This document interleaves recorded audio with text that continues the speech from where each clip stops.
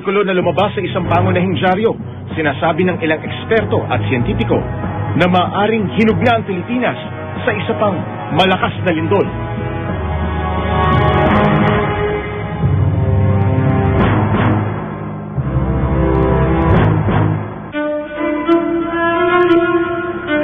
Base sa pag-aaral ng PHIVOLCS at UP National Institute of Geological Sciences o UP-NIGS, ang magnitude 7 na tumama sa Haiti ay siya ring lakas na lindol na maaaring yumanig sa Pilipinas.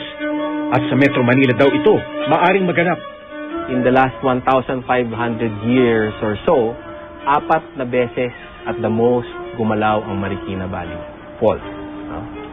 Ang range is about 200 to 400 years na interval. At ang huli ay nangyari 200 years ago. Ayon sa pag-aaral ng mga Hapon, kasama ang PHIVOLCS, meron silang study na tinatawag na Myers, Myers study. At sabi nila na kapag lumindol dito na naggaling sa Marikina Valley Fault, ang estima nila ay pwedeng magnitude 6 to 7 doon sa isang pag-aaral at pwedeng hanggang magnitude 7.2.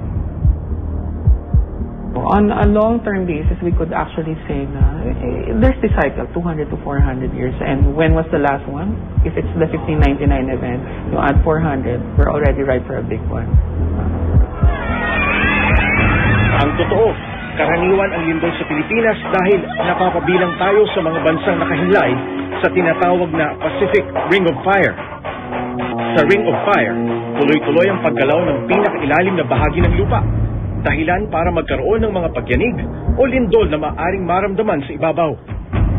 Sa Pilipinas, sa isang taon, 5,000 to 7,000 ang earthquakes na nagkakaroon dito. So, maraming maliliit. Yung mas maliliit, hindi na natin nararamdaman, mga instrumento na lang. Yung mga malalaki naman, nararamdaman natin yon. No?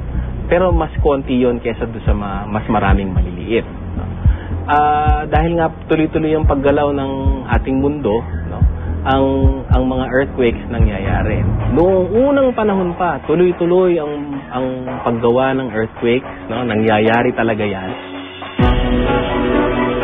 Isa sa mga pinagtutuunan ng pansin ngayon ay ang mga faults na nagkalat sa buong Pilipinas. Ang fault ay maihahalin tulad sa isang bitak o higanting crack sa gitna ng lupa. Kapag gumalaw ang magkabilang bahagi ng bitak na ito, pahalang man o paitaas, mararamdaman ng nasa ibabaw ng fault ang isang pagyanig. Ang isa sa pinakamalaki nating fault ay ang tinatawag na Philippine Fault. Atin ito. And it's known as one of the largest faults in the world and one of the most deadliest faults in the world. Ang Pilipinas raw ang isa sa may pinakamahabang fault line, ang Philippine Fault Zone, na bumabagtas mula sa Ilocos Region sa norte, pababa hanggang sa Davao, sa katimugang bahagi ng bansa. Ibig sabihin, para bang may isang dambuhalang lamat ang Pilipinas, mula Luzon hanggang Mindanao. At base sa pag-aaral, sa bahagi ng Marikina Valley Fault, maaring nagsisimula ang isang malaking lindol. Sinisiyasat niya ng UP-NIGS ang mga fault na sakop nito. Tinawag itong Marikina Valley Fault dahil sakop ng Marikina ang lugar kung saan unang namatsagan ang fault.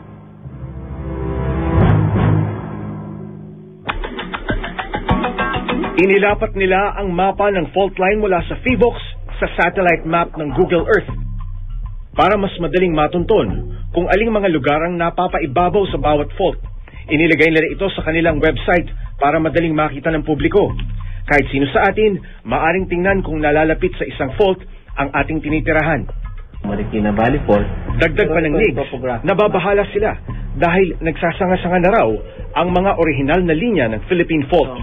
Kasama na rito ang Marikina Valley Fault. Bukod doon, hindi mo na nakikita yung mga... At may mga estruktura na rin daw na nakatayo sa ibabaw ng ilan sa mga ito. Same area.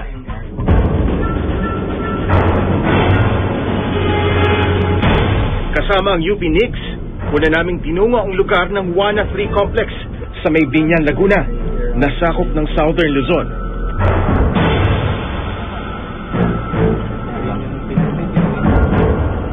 Tinunto namin ang mga bahagi ng kalye na base sa mapa ng PHIVOLCS at satellite map na hawak ng UP-NIGS ay dinadaanan ng fault line.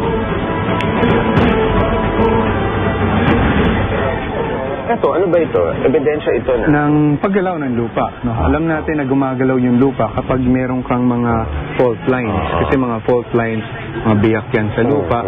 Tapos na dahan-dahan na gumagalaw. Supposedly, from here, tatawid na yan. Saan? Tatawid yan. So, kung ito, Nandito kung tayo. susundan natin yung mga yan, Sa kabilang kalye. Sa kabilang kalye. At ilang mga kalye yung tatawiran? Diba? kung bibilangin natin to, 1, 2, 3, 4, 4 na kalyeng tabi-tabi. 5 actually. Mas matagal na ho ba yung crack na yan? Kailan ba nagsimula yan? Matagal na ho yan eh. 1990s na, nung nag-start na yung lindol. Habang lumilindol siya, pababa din siya ng pababa. Anong naramdaman ninyo? Yung nakita niyo ito? Natatakot na rin kasi most pahaba siya eh. Ang pinakaano namin, itong kapitbahay na palitada siya, all of a sudden, nagka-crack na.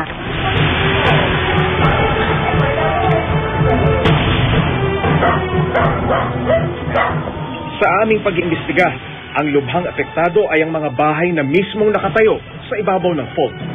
Napansin natin yung mga pader-pader, di ba? Mga malalaking crack. Ano ibig sabihin nun? Ibig sabihin, so siyempre pag ginawa mo naman yung pader na yan, malinis, di ba? So habang tumatagal yung panahon, gumagalaw yung pundasyon. Kaya habang gumagalaw yun, nabibiyak ngayon yung pader kung saan siguro halos nasa ibabaw ng struktura o ng fault. Yung fault. Oo. Matagal na ba yan?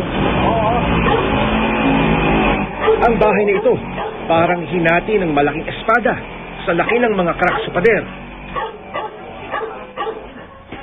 Wow. Ito Ang mga bitak sa pader mula sa labas, tagos hanggang sa loob ng siwang.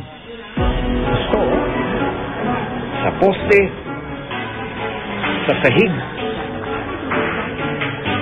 sa buong bahay. Ay, kuya, ano? May ano ba? May crack kayo dito? Ang bahay naman na ito, hindi lang crack ang problema, kundi humihiwalay na ang mga pader dahil sa paggalaw ng lupa.